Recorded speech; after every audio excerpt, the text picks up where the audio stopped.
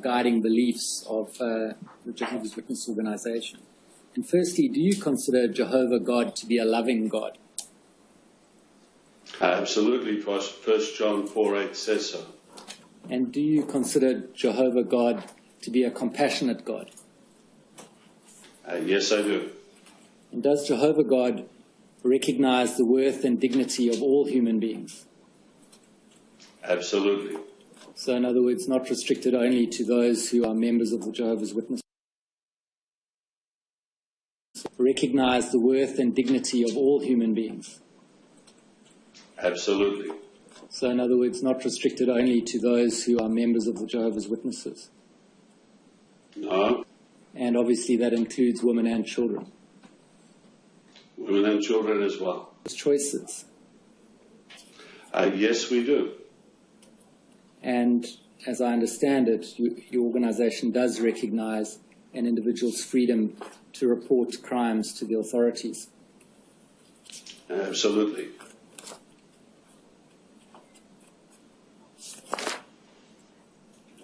Now, as I understand it, people who no longer want to be known as one of Jehovah's Witnesses, but who have been, must then dissociate. Is that right? No, not necessarily. I meet many people in my travel that perhaps were Jehovah's Witnesses at one stage, but then have decided no longer to be active, as they haven't gone through a formal process. Well, I've chosen my words deliberately, Mr. Jackson. Okay. If someone no longer wants to be known as one of Jehovah's Witnesses, they must then dissociate. Yes. Is that right? Well, again, please, if they want to take the action of doing that, but of course they have total freedom if they don't want to apply to officially be removed as one of Jehovah's Witnesses. They can tell anyone they want that they're no longer a Jehovah's Witness. Well, I'll come back to that, but perhaps I can take you to tab 109, page 155. So this is the manual organized to do Jehovah's will.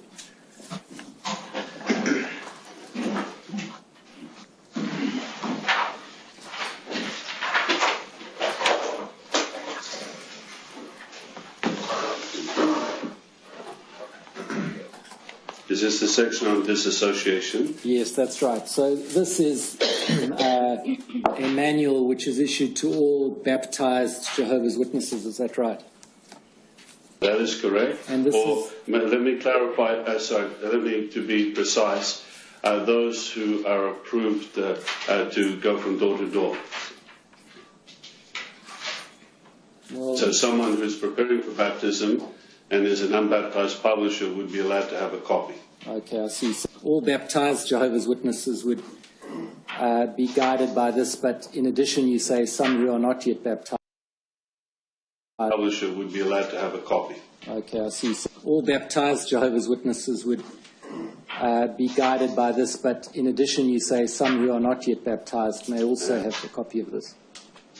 That is correct. Thank you, yes.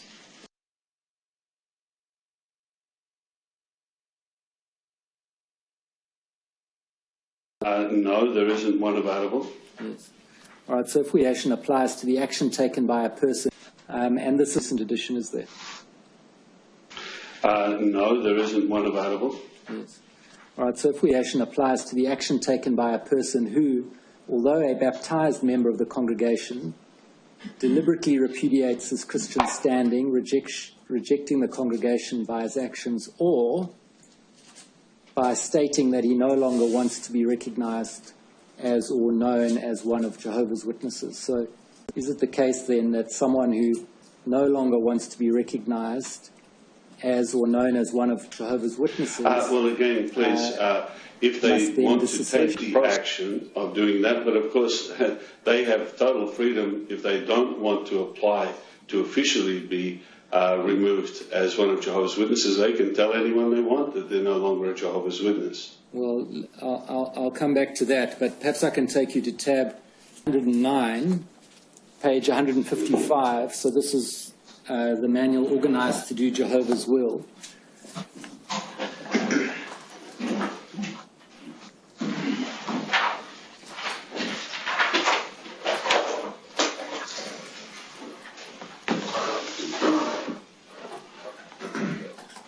Is this the section on disassociation? Yes, that's right. So this is a manual which is issued to all baptized Jehovah's Witnesses. Is that right? That is correct. And let me clarify, to be precise, those who are approved to go from door to door. Well, so someone who's preparing for baptism and is an unbaptized publisher would be allowed to have a copy.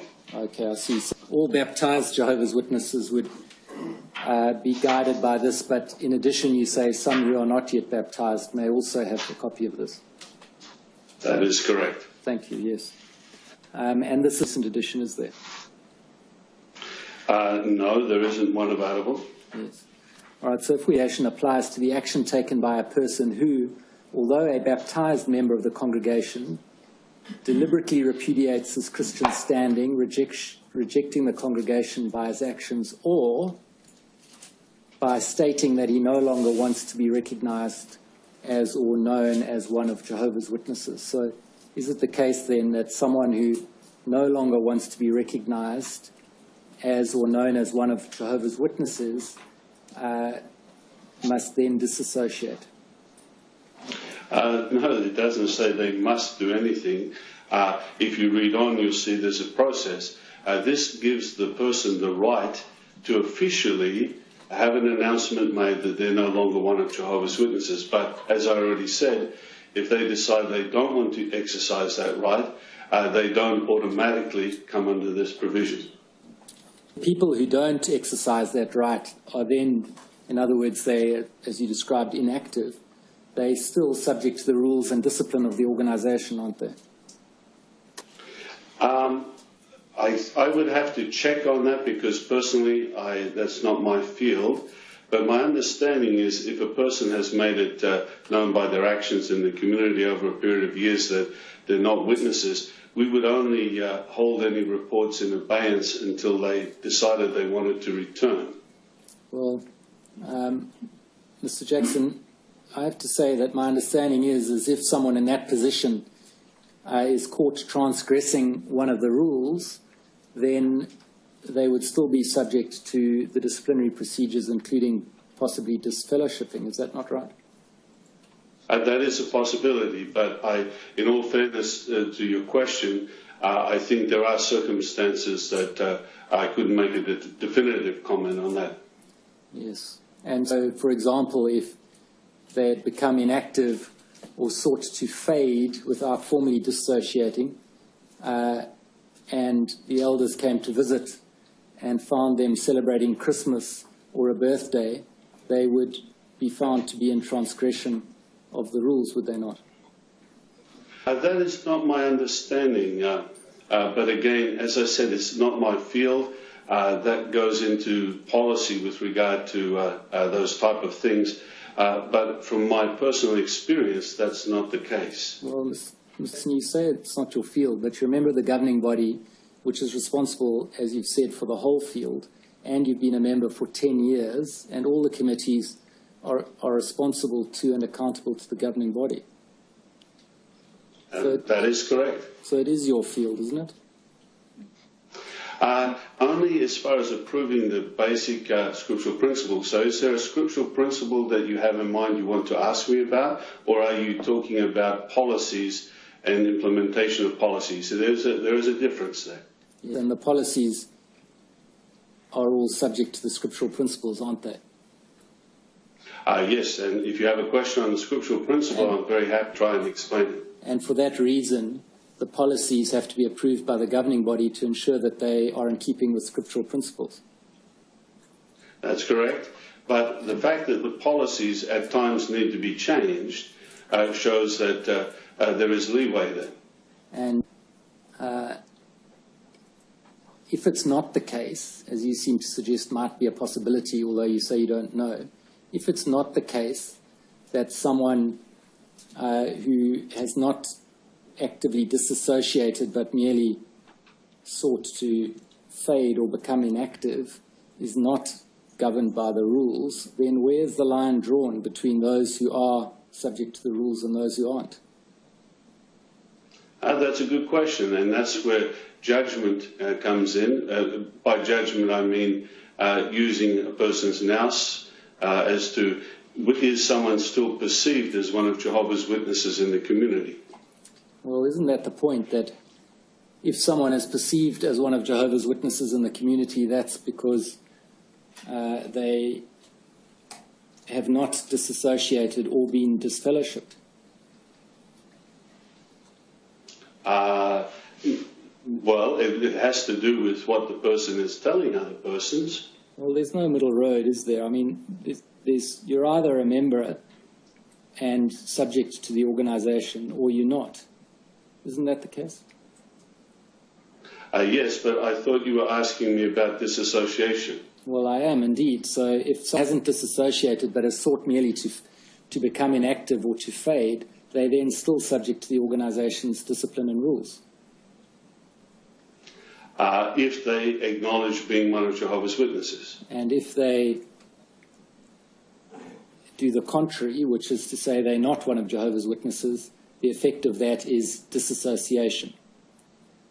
That's if they decide to go down that course. And if they don't actively disassociate, then they will be disfellowshipped as apostates. No, an apostate is someone who actively goes against what the Bible teaches. Well, if the elders come on the door to a former member to a member who's been inactive and sought to fade away, and says, "Well, are you still a Jehovah's Witness or not?" And the person says, "Well, no, I don't want to be a Jehovah's Witness," the consequence of that will be either disfellowshipping or disassociation, won't it? No, I don't agree with that. Not from what I've seen. Can I just say this hypothetical situation, which is probably a one that could happen. Two elders call at the door of someone. They're not going to come out and say, "Hello, I'm celebrating Christmas." It presupposes that Jehovah's Witnesses have some sort of spy network to monitor these people, which we don't. But if that person says, "Look, I was baptized as one of Jehovah's Witnesses, but I'm no longer active," no doubt the elders will say, "Well, we would encourage you to return. Is there anything we can do to help you?" Now, in that process of them returning, if they feel prompted to say that they have been living a lifestyle that is contrary to what Jehovah's Witnesses would live, then certainly we would handle that. Well, let's take that hypothesis where they visit this household.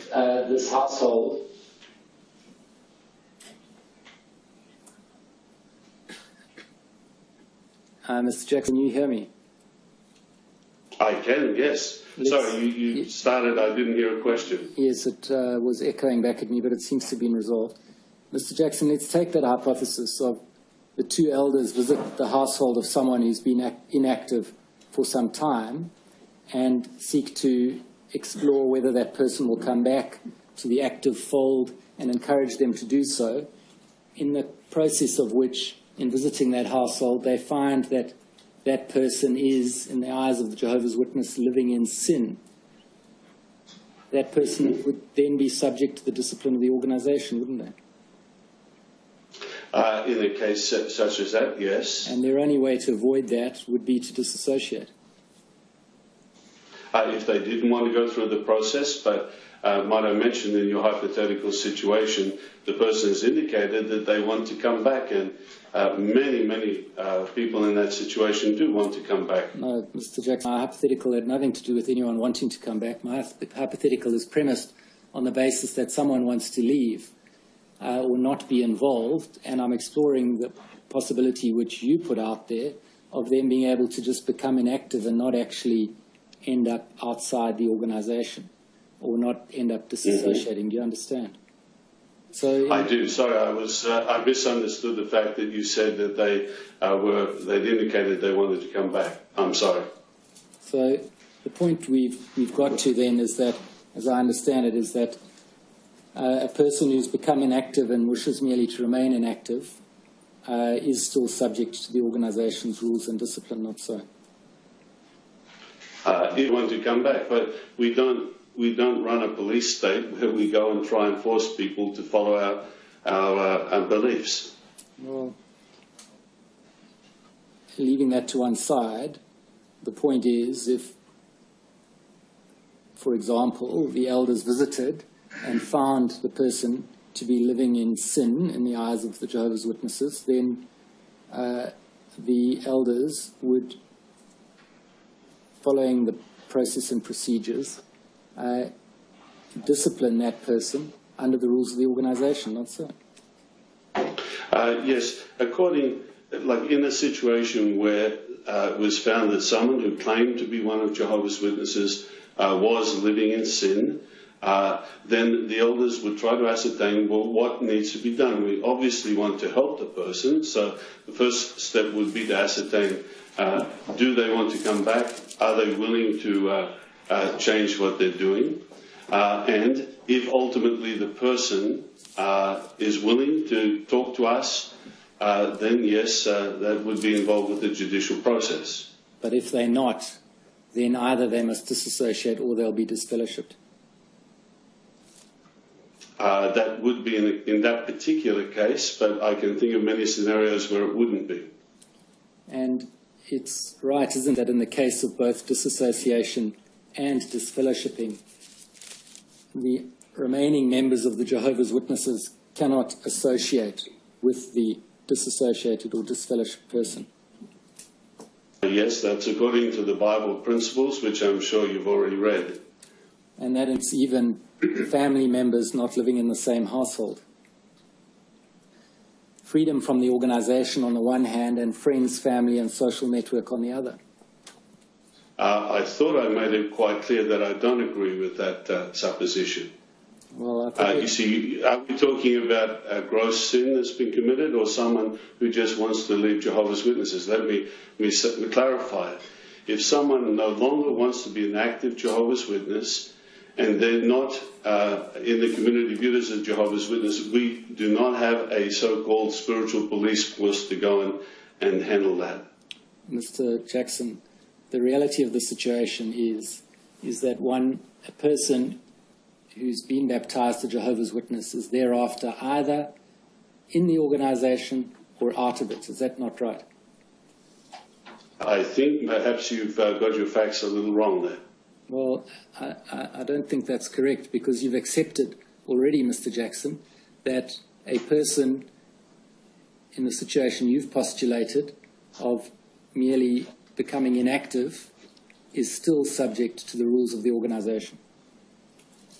Yes, but if I can mention, Mr. Stewart, your first proposition you put forward, that they meet someone who's celebrating Christmas. This person is not associating with other Jehovah's Witnesses, not actively trying to change other people and so on. A person such as that is not going to be handled judicially, as far as I understand. Sorry, I have to disagree with you. Well, no, but Mr. Jackson, you're disagreeing on the example of what they do wrong. And that's not my point. My point is they may do nothing wrong, but they're still subject to the rules of the organization in the event that at some point they do something wrong. I will agree with that, but I don't agree with the sweeping statement they only have the two choices. Well, that was the point I was disagreeing with. Well, it's right then, isn't it? Because if they don't want to be subject to the discipline and rules of the organization, then they have to leave by actively dissociating. Isn't that the truth? That's if they definitely don't want to be, yes. But there are some that do not want to make that active move. Well, the result then is they're faced with the choice between the freedom from the organization on the one hand and having to lose their family and friends and social network on the other. That's how you would like to put it, Mr. Stewart, but I thought I'm trying to say that there are those, some of whom I have heard of, that just fade away and they're not actively Jehovah's Witnesses. And Mr. Jackson, you've put it that they have a choice to leave or not to leave. For someone who wants to leave, perhaps because they've suffered abuse by someone in the organization and don't feel that it's been treated properly or adequately, it's a very difficult choice, isn't it? because they must choose. I agree with that. And it can be a very cruel choice for them, not so? I agree. It's a difficult choice. And it can be personally devastating because they can lose their whole social network and their families. That can be the case, yes. Would you accept then that putting people to that choice through this system of disassociating from them, or shunning as it's sometimes referred to, is contrary to the Jehovah's Witness belief in freedom of religious choice? No, I don't accept that. I think you're jumping to a conclusion there, but I understand that you have that opinion. Well, on what basis do you not accept that? Because right throughout the arrangement with Jehovah's Witnesses, people have to make choices based on their own free will. For example, to be baptized. If someone walks up to us and says, I want to get baptized, we're not going to allow them to be baptized. They have to, first of all, understand the arrangement of Christian living. Usually it takes 1 or 2 years for them to go through both the publications that we have, so that they personally can make that commitment. So that is a choice that they made. Now, we are not forcing them in any ways to remain in our organization. But a point to remember is that the ultimate standard that we believe in is the Bible, and we feel it's good for people to live by the Bible. The fact that many who have been disfellowshipped return of their own free will is an indication that they likewise still believe that it's a good lifestyle. Mr. Jack, you were baptized at age 13, am I right? I certainly was, yes. And there are, in fact, many Jehovah's Witnesses who are baptized at an age even younger than that? There have been some I have met that have been baptized younger. And do you consider that at that age, someone is old enough and mature enough to make a decision affecting the rest of their lives? Yes, I do in some cases. Obviously, there are some children that wouldn't be able to make that decision. And perhaps some would have questioned whether I could make that decision at 13 years of age. But I've worked with people that have been baptized when they were 11, and they have stuck by that determination their whole life. Well, that may be because they can't leave the organization without leaving behind everyone whom they know. Anything is possible. You see, let's take someone who's baptized at a young age and then as lie elsewhere, and they want to choose some other system of belief. They're then still going to be faced with a stark choice that we've identified, aren't they?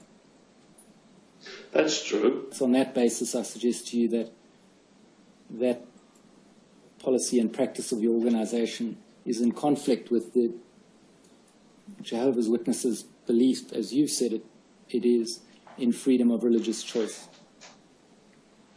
And no, we don't see it that way, but you're entitled to your opinion. And I suggest also that it's in conflict with the idea of a loving and a compassionate God.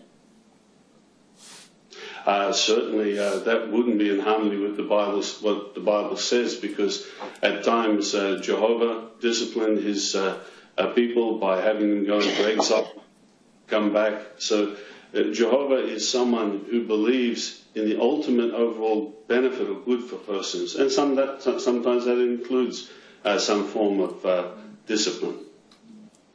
And do you accept that putting people to that choice makes your organization in many respects a captive organization?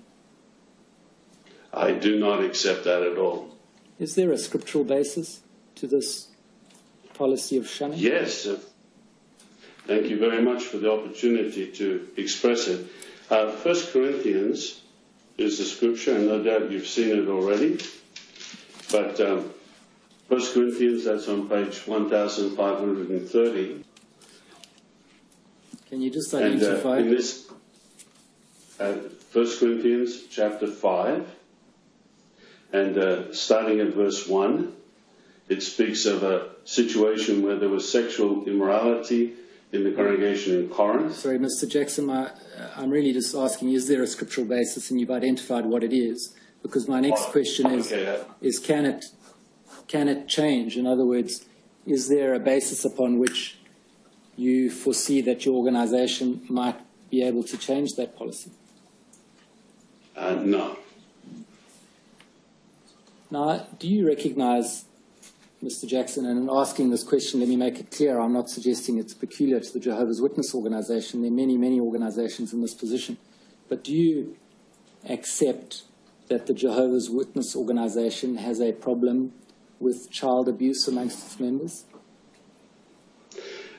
I accept that child abuse is a problem right throughout the community, and it's something that we've had to deal with as well. And do you accept that it's presented, I withdraw that, do you accept that the manner in which your organization has dealt with allegations of child sexual abuse has also presented problems? There have been changes in policies over the last 20 or 30 years where we've tried to address some of those problem areas, and by the fact that we've changed the policy would indicate that the original policies weren't perfect. And you accept, of course, that your organization, including people in positions of responsibility like elders, are not immune from the problem of child sexual abuse? That appears to be the case. And do you accept, Mr. Jackson, that many of the efforts that are being made by different people and organizations to highlight the issue of child sexual abuse and try and find solutions are genuine efforts to improve the situation? I do accept that, and that's why I'm happy to testify. And that such efforts are not necessarily an attack on your organization or its system of beliefs? We understand that too. You described earlier in your testimony that the work of this Royal Commission is beneficial. Do you accept then that the Royal Commission's efforts are genuine and well-intentioned? I certainly do. And that's why we came into the Royal Commission hoping that collectively something would come forward that would help us as well as everybody else. And would you disagree then with anyone who said that the efforts to highlight and deal with child sexual abuse in the Jehovah's Witness Church is engaging in apostate lies? I guess that's a broad question, because sometimes those who make these accusations make many other accusations as well. But let me assure you, the person making the accusation is not the main thing. The main thing is there some basis to the accusation? And if there is some way that we can improve, the governing body is always interested in seeing how we can refine our policies. You see, Mr. Stewart, could I just emphasize, as a religion, two very strong things we feel. One is we try to keep a high moral standard, and secondly, there's love among the organisation. So we want to treat victims in a loving way. Well, just on that point, Mr. Jackson, has the governing body considered apologising to survivors of child sexual abuse at the hands of elders within the organisation? I haven't been in any discussions with regard to that. Is that something that you foresee might happen? In other words, that an apology at least be considered? The governing body has apologised on other matters, so for me to say I can't speak collectively for everybody, but we have apologised on things in the past in other areas, so it is perceivable. And has the governing body considered the introduction of a scheme of paying compensation to people within the organisation who've suffered child sexual abuse at the hands of elders? Well, let me say there are many schemes that we've had with regard to humanitarian areas where, like flood victims and so on. I know this is not related, I'm just explaining. The governing body is happy for our organisation to spend money helping persons. How much more so someone who has been traumatised or affected in a bad way? Those are my questions for Mr. Jackson, Your Honour. You know, I suspect, Mr. Jackson, that the Commission is considering a redress scheme for survivors. Are you aware of that? I did hear it mentioned, Your Honour, but I have no idea of the details. Well, one of the suggestions is that there should be a scheme, national or otherwise, in which all of the institutions in which people were abused come together and provide for an independent decision-making process which would enable a fair distribution of compensation for those who were abused. Do you understand? I do understand, Your Honour. Would the Jehovah's put in a joint scheme with other institutions where people were abused? Your Honour, the answer is we need to see the details, but the possibility of us making sure help is given to those that have been victims, certainly that is a possibility. Well, does that mean that the Jehovah's Witnesses would not, as a matter of principle, decline to join with other institutions in a coordinated redress scheme? Your Honour, we would need to see that nothing was scripturally against us doing that, but there are many times when we have to deal with others with regard to financial matters. So per se, it's not something that is totally out of the option pool. I want to ask you a question about a different matter. Yes. Mr. Stewart raised with you the difficulty of your adherence to the biblical references that require 2 witnesses before an allegation can be accepted. Do you understand? I do understand that. Now, we had evidence, and indeed this will, I'm sure, be your experience, that you hear from a person who alleges that something wrong has happened, and you yourself are entirely convinced of what they're saying to you and are satisfied that it's correct. You understand? I do understand. And you can be in that position when there is no other witness to the event. That is correct. Now, what does the Church do in the circumstance where the allegation may be against a father or someone who otherwise has close contact with a family, but there is only the allegation of the child, perhaps a girl, teenage girl, so the allegation can't be established? What does the Church do about helping that child and or that family? That's a very good question. First of all, the elders should let the responsible adult or the victim, if possible, know that they have a right to take this to the criminal authorities, the judicial system. But that's just a matter of notifying them of that. But because we are concerned about the actual physical welfare of someone in a situation like that, we would make sure that there are provisions made that, of course, if it's in the family, we can't take the child out of the family physically, but at least make sure that things are put into place so that this person gets the best possible care and protection. Well, what do you put in place? Or allow the, say it's the guardian of this victim, what they need to do. And of course, if it goes to the police, then it goes right into that whole government type arrangement whereby the government has authority to perhaps come in and separate families and so on. But Mr. Jackson, many of these people don't want to go to the police because that involves potentially a public process, trial and so on. It's very common that people don't want to go to the police. But in the assumptions that I've put to you, the young person has acknowledged the church's obligation imposed upon them to report the misbehaviour to the church. You understand?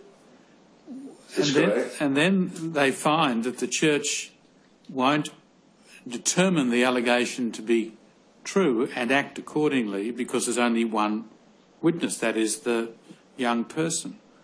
What does the church do to help that person or that family in those circumstances?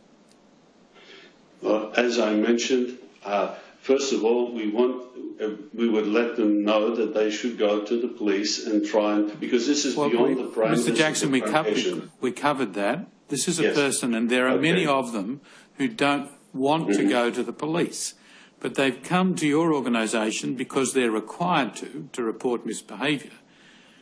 And underlying my proposition is, of course, that they would expect your organisation to help them. Yes. Well, what do you do? And the help that is, well, can I just mention, first of all, Your Honour, our organisation, people come to our Christian meetings twice a week and they go on the preaching work. But what happens in the home is beyond the actual jurisdiction of the elders to tell the parents how they should organise the things with their children. And the point that I'd just like to make is, you see, then everyone is put on alert. Once the accusation is made, now we're aware. Could it be that the father, in improper situation, another time is seen by the mother, and then she brings this forward? Then we have two witnesses. Yeah, but I'm putting to you the proposition that you have one witness who you absolutely believe. Yes. What do you do? Well, for the ultimate protection of that child, I could, if they feel that child and other children are in danger, I would hope that the conscience of the elders would notify the police if the parent is not willing to do that. So you would hope that the elders would act in that way. Is there any Yes. Is there any instruction that they are to act in that way? You know, Your Honour, this is not my field. I can't tell you all the sections where we've said that. That is my understanding. But if that instruction isn't given, that's perhaps something that we need to look at. And if the girl says, no, I don't want the matter to go to the police, I don't want the prospect of a criminal trial, but please can the church help me, what do you do? So then scriptural help would be given, but can't go in and take a child away from parents. What do you mean by scriptural? So spiritual. What's the scriptural help? What would that be? So, well, perhaps one of the scriptural things that we could show is, the God's Love book that was referred to in this commission. I don't think you have the last couple of pages of that book for me to refer to. But there's a footnote there that talks about legal and secular action with regard to other witnesses. And there's a very clear footnote that says there, if someone does something like rape or a serious crime, this is definitely that should not stop a witness from reporting it to the authorities. So we would try to spiritually help them to become aware of their rights and the need, because maybe it's their decision, but if this affects other children, neighbours, and so on, surely they need to think a little beyond just the one person. Then the scriptural help that we would give is similar to other situations where people have experienced horrific tragedies in their lives, and their hope and trust in the Bible will give them some comfort. We found that 9/11, when the Twin Towers went down, Jehovah's Witnesses were invited actually to go in and help persons by sharing scriptures with them. Now, if the circumstance is that the young person alleges they were abused by a member of the congregation but not a member of their own family. And again, you as the elder are persuaded, totally persuaded, that the person is telling the truth. What do you do then? The assumption behind it, of course, is that the alleged abuser is a risk to others. What do you do? That's correct, yes. So there is a process, and I think at the moment we are in the process of adjusting some of our policies. So that's why it is a good time for this Royal Commission. But definitely it becomes obvious that we need to inform some. We need to put restrictions on that person as to any type of association with minors. And if a person is genuinely innocent, they're not doing this, they should not mind the fact that they can clear their name by not being involved at all with dealing with children. Your Honour, could I just mention, as a reminder, you see, Jehovah's Witnesses, because we respect the family unit, we don't have separate Sunday schools, we don't run youth camps separately, so we believe that things should be done within the family. But the spiritual help that we can give and trying to protect, avoiding contact with someone who's accused with minors is a little easier for us because we don't have those youth group separate type arrangements. Does anyone else have any questions? Ms. David. Thank you, Mr. Jackson. I'm Ms. David and I represent BCG. Are you familiar with BCG's case? I'm sorry, I'm not, no. I haven't lived in Australia for 36 years and I haven't certainly had a chance to look through the files. Well, BCG was one of the witness statements and gave evidence at this commission. You haven't had the opportunity to read her evidence or to look at her statement? I haven't, I'm sorry. The reason I came here was to care for my ailing father, and that's taken a lot of my time. Plus, I wasn't aware of the fact that I would be called before the Commission. I understand that, Mr. Jackson, but just do you not think that it is important, and I appreciate your own personal circumstances, it's not a criticism, but do you appreciate that it is very important for people in such senior positions as yours to really have a good understanding of the perspective of a survivor of abuse as BCG is? I agree with that comment, and let me say I empathise. I don't know the details of what happened to the person you're representing, but I certainly empathise with whatever tragedy he or she has had to face. But do you agree that unless your organisation takes organises some research or study into the plight of people such as BCG, that will never really understand how the processes you have in place affect them? That is a valid comment. And at this stage, would you agree that you have not really undertaken or organised to undertake any such research or studies into the experience of people, young people or people of any age that have been abused within the organisation? That is a little hard for me to say, give a definitive answer. Within the parameters of how we normally do research for our publications and so on, and the fact that our service departments are handling cases such as your client, they have considered a lot of the approaches that we've taken, and that's why we have changed things. And I'm sure the policies have changed since the time the person you were representing was actually helped or handled. Just remaining on that point, you're aware that a Dr. Monica Applewhite gave evidence before the Commission? I am aware, but I certainly didn't get a chance to see it. I apologise. Are you aware that she was provided with some documentation or some witness statements from the Jehovah's Witness elders, but she was not provided with any witness statements from the survivors of abuse, that have been provided during the course of this proceedings? I'm sorry. I really am not in a position to say anything about it because could I just explain, as empathetic as I am to the case, what I would hope for is that at the end of this commission, those who have had far more experience than I have in this subject will be giving recommendations to the governing body.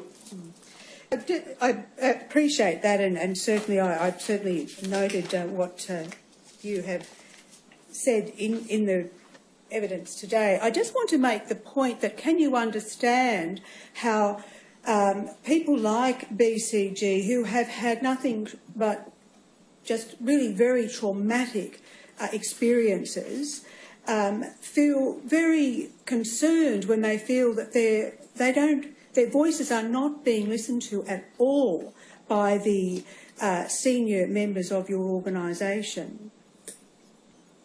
I'd be very disappointed if that's the case, and certainly I would hate for that impression to be given to the person you're representing. Well, and so in your efforts to ensure that in the future the processes will be reviewed to ensure that the perspective of the abused person is given proper heed, do you think it would be a good idea for your organisation to actually conduct some sort of research? I think the more information we can get, the better, because all of us are trying to deal with a very horrific problem, and any amount of information we can get would be beneficial. I just want to make the point here, it is a very horrific problem, but the problems that have been that BCG and others like her have experienced are compounded by their experience by having to go through the processes within your own congregation. So what I'm saying, it's a universal problem, but there are specific issues that clearly just relate to how the Jehovah's Witnesses have been dealing with it. So I guess what I'm suggesting, how important it is that it be a review that have specific regard to your processes. I take your point as a valid point. Just want to come to, on the issue of BCG, I know you're not aware of her case, but I will just very briefly give an overview, having regard to trying not to take too much time. But she made a complaint. It was ultimately, initially there was, because of the one witness rule, it was not accepted. Ultimately, on an appeal and with a confession, there was an acceptance of her complaint. She essentially did not make a full complaint to the authorities until after she left the congregation, I think approximately 15 years later. But in the interim, when the abuse was by her father, in the interim, approximately 7 years after she was initially abused, she learned that her father, BCH, had been reinstated back into the church.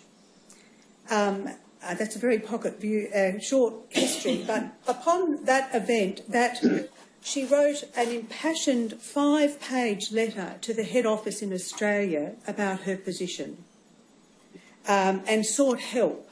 What she also sought was an assurance that the matter would be handled. She was leaving it absolutely. Her issue was entirely, this is a devout young Jehovah's Witness woman, she was leaving in the care of the Jehovah's Witness church to do something. And she wrote a letter. She said, "Now I can only leave the matter in your hands and pray Jehovah directs the outcome, whatever it may be." But she implored head office Bethel not to ignore the letter and to do something about the terrible situation. She explained about her suicide attempt. She explained the devastation to her and to her sisters who were also abused. What was sent back to her was a letter, and if it could look at please at Tender Bundle 30.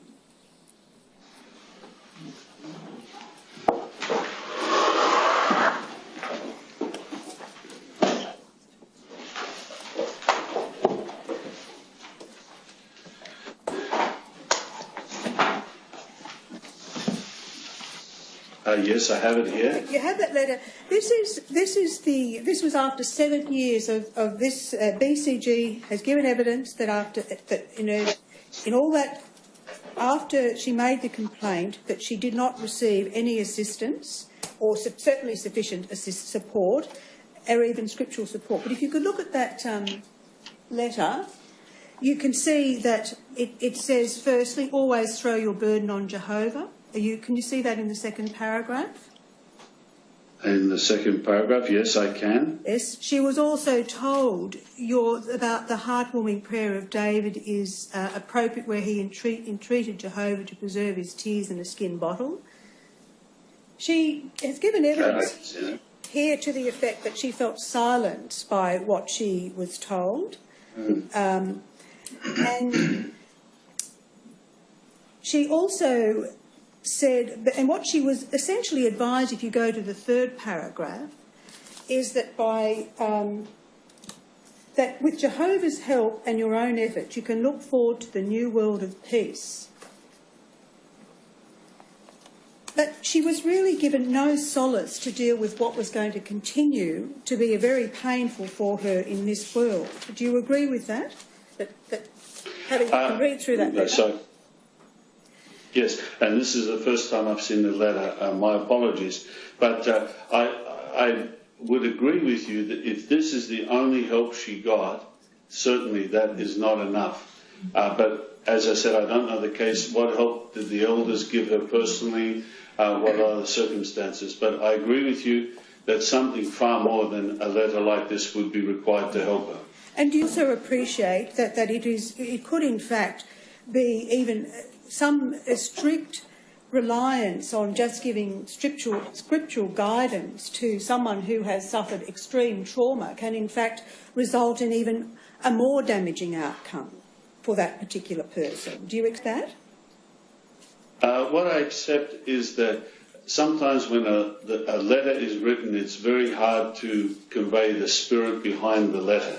Yes. I certainly would expect as a member of the governing body that anyone writing a letter from a branch would do so in the spirit of love and concern. So perhaps, but I do admit that if someone read this, they perhaps could not see that love and concern.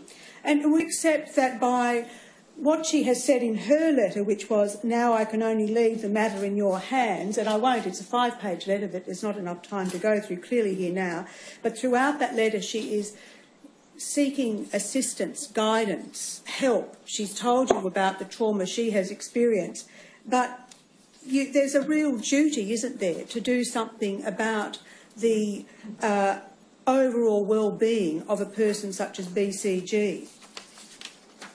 I agree with what you said. They need far more than just one letter.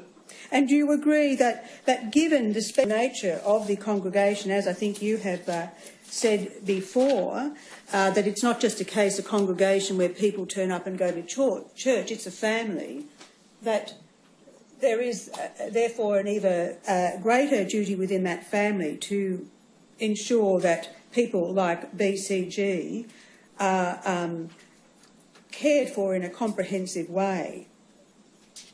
I agree totally with you, probably more so than you realise. Each sheep in the congregation is someone that needs to be cared for and loved, and I find it very, very hard to believe that this was the only hope that was given to her, and if in fact that was the case, my heart goes out to her, and certainly we need to make sure that more help is given than this. And I just want to come back to the point I made before about, or the questions that I asked you before in relation to ensuring that there was some research done. For example, Dr. Applewhite came here and really to really say that the education program was a good one and perhaps better than some others, but there was no research to demonstrate how effective, in fact, the Jehovah's Witness program was. And again, I apologise for the length of my question, but I'm trying to get to a point, which is that it is really disheartening for the survivors that evidence from people such as Dr. Applewhite, without any reference whatsoever to the victim's experience, suggests to them that the reason for engaging experts is to, in fact, rather, if I can say, has more to do with the reputation of the Jehovah's Witnesses than any real attempt to get to a deep understanding of their experience. I certainly hope that is not the case, and that certainly was not the intent of it. So please be assured that we are interested in individuals such as the client that you're representing. Yeah. I just want to go back and to... Please, sorry. May I take this opportunity? I don't know your client, but please could you convey an expression of my love and concern, and reassure her that obviously she's had an opportunity to speak about how she feels, and hopefully this will help the policies and procedures to improve. I just want to now go to something a little bit, if I can say, more technical. If we go to document Tender Bundle 120 at page 72, which I think is...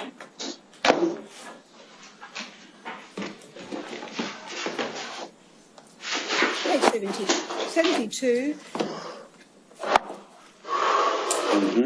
I just want to ask you, it refers there to the testimony of youths as being under paragraph 37, where we're looking at evidence established wrongdoing, and just how the Jehovah's Witness would view the testimony of youth. I note that it says there, the testimony of youths may be considered, it is up to the elders to determine whether the testimony has the ring of truth. Just in relation to that, firstly, how would you define a youth? Are you able to assist? As someone still in a family arrangement under the legal age.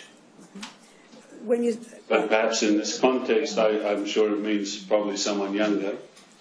So, is there some doubt about the testimony of youth, that you wouldn't accept that it would carry less weight perhaps than the testimony of an adult? I'm just trying to understand what the basis for that is.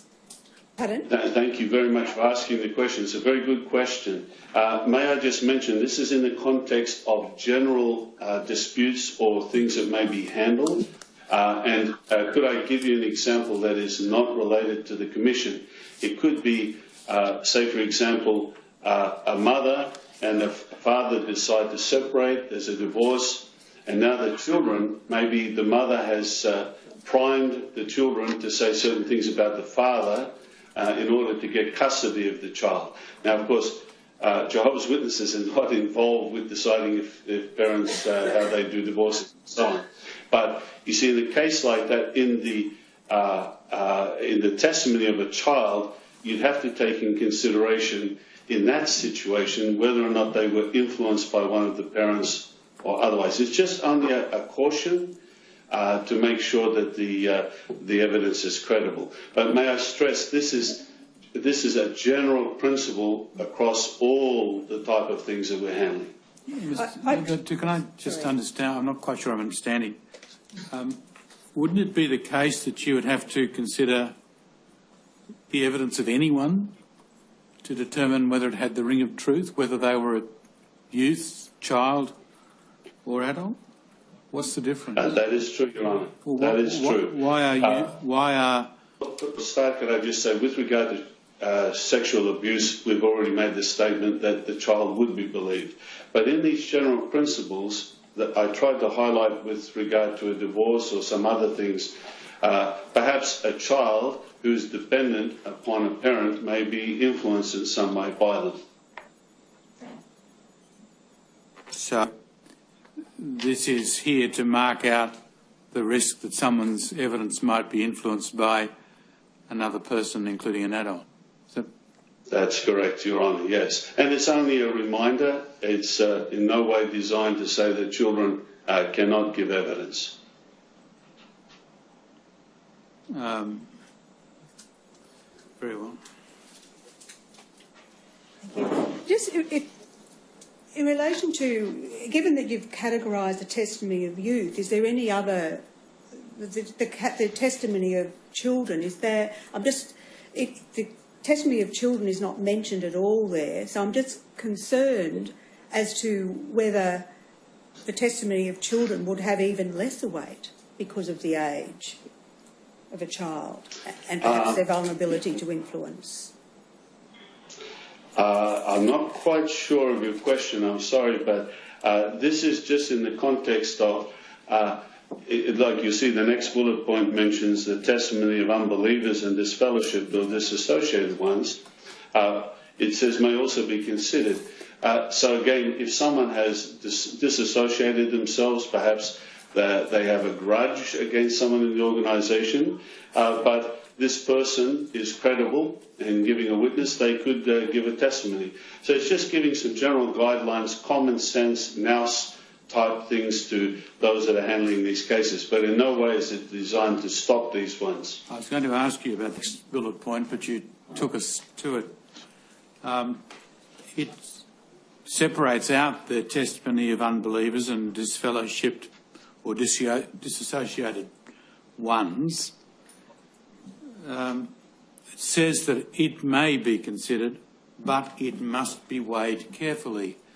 It suggests to an outsider that what the document is doing is expressing a need for extra caution when it's the evidence of an unbeliever as opposed to a believer that's being considered. Is that a correct reading of the document?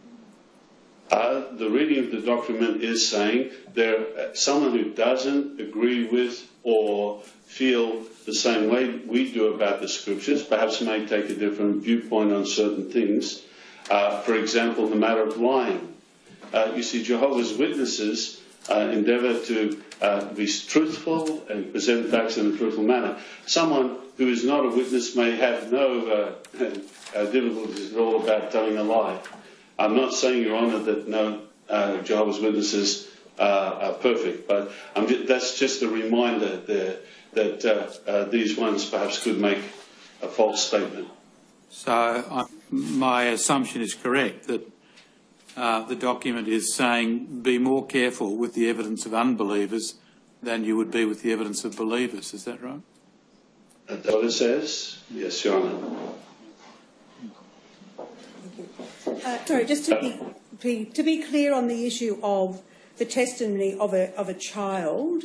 Again, is there an age that you might define a child, compared with a youth to make that distinction? Is there any age category or some criteria that you would use? Or sorry, I wish I could answer your question, but I think that goes to people more qualified than I am.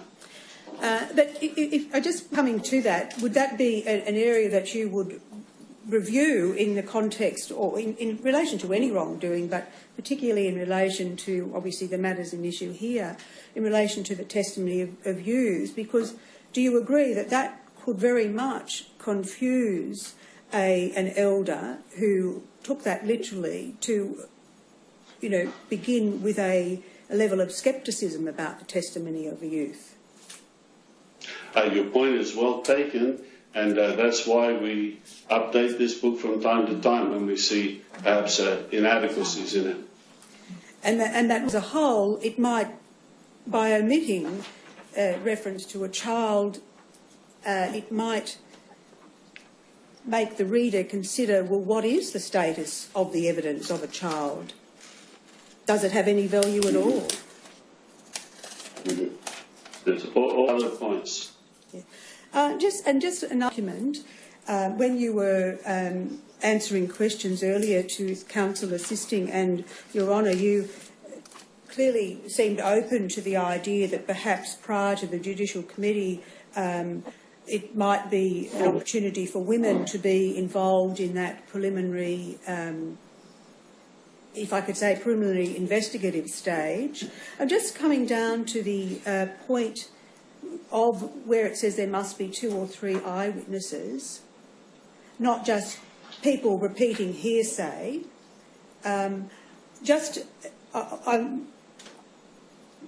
I just see that if you look at that point there, that there must be 2 or 3 eyewitnesses, not just people repeating hearsay, that you would really have to formalise a process whereby if an abused person spoke to, for example, a couple of female sisters, that wouldn't then just take on the character of hearsay evidence. Do you understand the point I'm making there? I understand your point, and yes. I just guess what I'm saying is that when you are looking at policies, do you agree that it would be worthy of ensuring that did not perhaps confuse an elder attempting to interpret this policy, that in fact it would diminish the value of involving women at that point? That's a good point, and let me say we're always interested in trying to improve whatever we're doing. So again, just coming back to the scriptures, that again clearly, as BCG was a very devout young Jehovah's Witness, that the importance of ensuring that whatever scriptural guidance a devout Jehovah's Witness survivor is given, that it is, it just can't come from a one-size-fits-all scriptural package. Do you agree? I agree totally. I do agree totally. That it must be tempered with by having real experts consider how a young person like BCG might internalise certain scriptures in a way that is ultimately quite destructive. Yes, I agree. Thank you. Thank you. Does anyone else have any questions? No? Mr. Bannon, no? No. Mr. Stewart, do you have any questions? No, I don't, Your Honour. Yes, very well. Well, that completes your evidence, sir. Thank you very much for your time today. You're now formally excused from your summons. Thank you. Mr. Stewart, right? Yes, Your Honour. 2 things. One, in relation to the directions, those were made a week ago on the basis of 4 weeks for submissions and 4 weeks thereafter. Given that we've had this evidence today a week later and that Dr. Applewhite's report is still to come. No. I was going to ask whether we can have it. No, we'll leave the directions in place. It's important, like it is with all matters, that we ensure that we dispose of them as efficiently as possible. I'm not prepared today, by reason of the fact that we have this further evidence, to vary the directions. If, however, there are circumstances that emerge down the track, then I won't be so hard as to say there can never be an application, but not today. As Your Honour pleases. Very well. And then the only remaining issue, in the intervening week, a further document has come to light, which really just sits in the sequence of correspondence to bodies or relating to correspondence to all bodies of elders, and I'd like to have leave to tender it. Well, I'll mark it separately. It should be marked separately, Ronnie. Yes. I'll mark it Exhibit 2834. So what it is it's a letter dated 10 October 2002 from Watchtower Bible and Tract Society of Australia to all bodies of elders in Australia. Yes. And that's all that I have, Your Honour. If there's nothing further, I'll adjourn. All stands.